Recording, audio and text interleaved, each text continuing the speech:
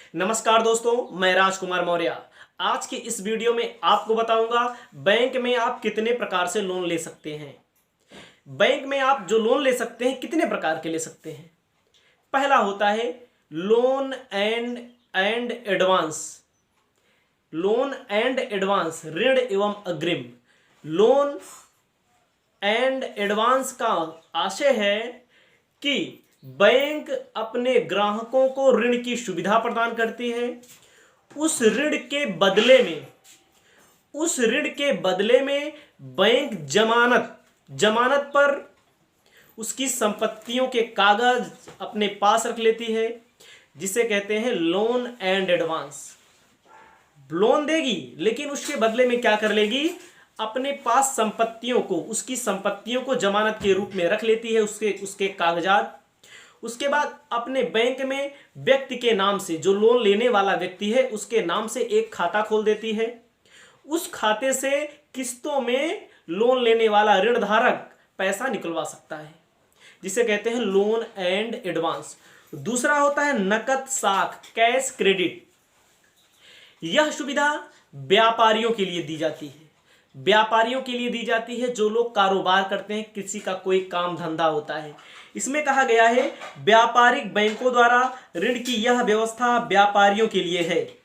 इस व्यवस्था में बैंक व्यापारिक माल, ब्रांड, स्वीकृत प्रतिभूति के आधार पर लोन देती है। व्यापारिक माल मतलब बिजनेस, जो आपकी दुकान है उसमें क्या सामान रखा गया है। उसके बाद आपका ब्रांड क्या है, उसके बाद आपके पास कौन से कागजात हैं, उसके ऊपर आपको लोन दिया जाता है। इसे बोलते हैं शॉर्टकट में सीसी। मात्र व्यापारियों के लिए दिया जाता है। ऋण देने की इस पद्धति में इकट्ठा पैसा नहीं दिया जाता है।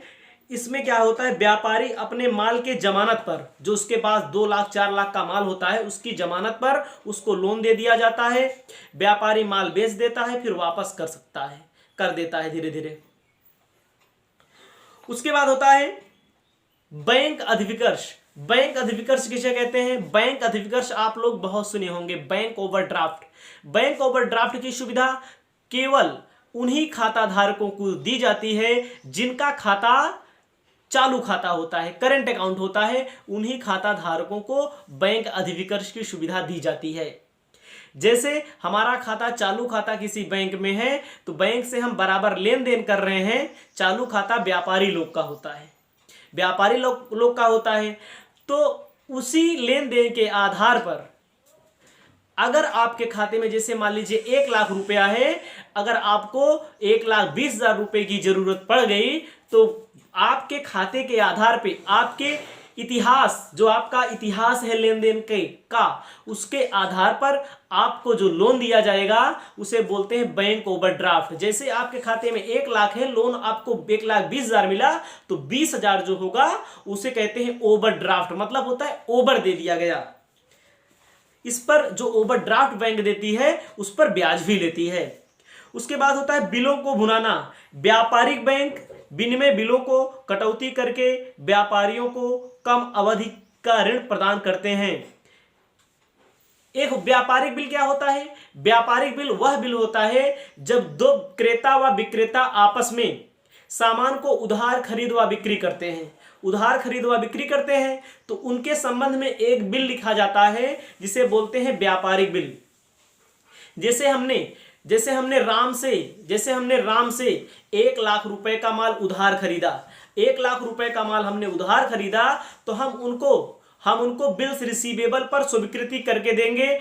बिल्स रिसीवेबल उनके यहाँ हो जाएगा, बिल्स पेबल हमारे यहाँ हो जाएगा। बिल्स रिसीवेबल उनके यहाँ है। अगर राम को पैसा चाहिए तो राम बैंक के पास जाएंगे, वो जो बिल हमने स्वीकृत करके दे दिया है उसको बैंक में जमा करके वहां से पैसा ले सकते हैं। बैंक विनिमय विपत्रों पर भी लोन देती है। जब विनिमय विपत्र से लोन ले लेंगे तो इसे भी एक तरह का लोन माना जाता है। उसके बाद है इसमें याचना एवं अल्प सूचना ऋण। जब बैंक 1 दिन से लेकर 10 दिनों के लिए ऋण उपलब्ध कराती है तो उसे बोलते हैं याचना या अल्प सूचना ऋण। इंग्लिश में कहते हैं money at call and short notice, 1 दिन से लेकर 10 दिन के लिए जो लोन लिया जाता है, ये प्रायः कहां किया जाता है, सट्टा बाजार में और शेयर बाजार में इस विधि का प्रयोग किया जाता है। उसके बाद है शिक्षा ऋण। बैंक उच्च शिक्षा के लिए, जैसे डॉक्टर के लिए, इंजीनियरिंग बनने के लिए, एमबीए करने के लिए, चार्टर्ड अकाउंटेंट के लिए अभिभावक की जमानत पर ऋण प्रदान करता है, जिसे बोलते हैं शिक्षा ऋण। तो हमने आपको कितने प्रकार बताया? पहला हमने बताया सामान्य ऋण, लोन एंड एडवांस। दूसरा हमने बताया क्रेडिट सीसी। तीसरा बैंक ओवरड्राफ्ट। उसके बाद डिस्काउंट ऑफ बिलों को भुनाना। उसके बाद याचना एवं अल्प सूचना। उसके बाद एजुकेशन लोन कितने प्रकार से दिए जाते हैं। कॉमर्स से संबंधित बीकॉम की कोचिंग यूट्यूब पर पढ़ने से संबंधित हमारे यूट्यूब